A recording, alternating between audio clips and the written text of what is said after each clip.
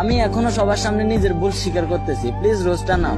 তখন আমি ওকে বলি তুই কি আমাকে সত্যি সত্যি লাভ করস? ও বলে শোন, আমি অ্যালোন থাকতে ভালোবাসি। এই 3 ইয়ার নিজেকে কত কষ্ট করে চেঞ্জ করছি ওইটা আমি জানি।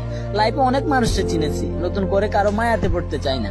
এমনও তো হতে পারে যে তোর মায়াতে পড়লাম আর তুই আমাকে মাঝ রাস্তায় ছেড়ে চলে গেলি, তখন হয়তো আমি নেশায় আসক্ত হব, বিকজ চারদিকে এগুলাই হইতাছে। আমি খারাপ পথে চলে গেলে আমার আব্বু আম্মুর কি হবে, ওদের কে দেখবে? তারা আমাকে কত কষ্ট করে বড় করতেছে এটা একমাত্র আমি জানি।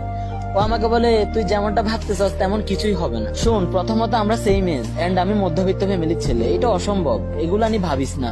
ও আমাকে বলে তোকে আমি মন থেকেই ভালোবেসে ফেলেছি, হয়তো তুই নয়তো আর কেউ না। তখন আমি ওকে বললাম যে তুই যেহেতু আমাকে এতই মন থেকে চাস, তোকে হতাশ করবো না। 4 বছর ওয়েট করতে পারবি আমার জন্য?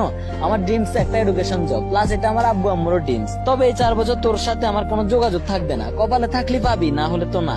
তুই কি রাজি? ও কিছুক্ষণ চিন্তা করে বলে রাজি। কয়েকটা অপরিচিত লোক জড়ো হয়েছে, তখন আমার কাছে লজ্জা লাগতেছিল। এরপর সবাই একসাথে ওই দিন খাওয়া দাওয়া করলাম। আমি চাইলে ওরা অপমান করতে পারতাম, তবে ব্যাপারটা ঠিক হতো না। তবে ভাবতেই পারি নাই যে ওই দিন ওর সাথে আমার লাস্ট কথা হতে যাচ্ছিল, বিকজ কিছুদিন পর ওই মেয়েটার ফুল ফ্যামিলি অন্য শহরে চলে গেছে, ওদের ভালো পড়াশোনার কথা চিন্তা করে। যোগাযোগ নেই আমার আর ওর মধ্যে, এভাবে আমার দিন কাটতেছে। আগামীতে যদি কোনো সময় দেখা হয় মেয়েটার সাথে, তবে পরের পার্টটা আসবে, না হলে এই গল্পের এখানেই ডাইন। দেখা হবে নেক্সট কোনো অ্যামেজিং ইউনিক স্টোরিতে। ততক্ষণ পর্যন্ত সবাই ভালো থাকেন আর সুস্থ থাকেন। আল্লাহ হাফেজ।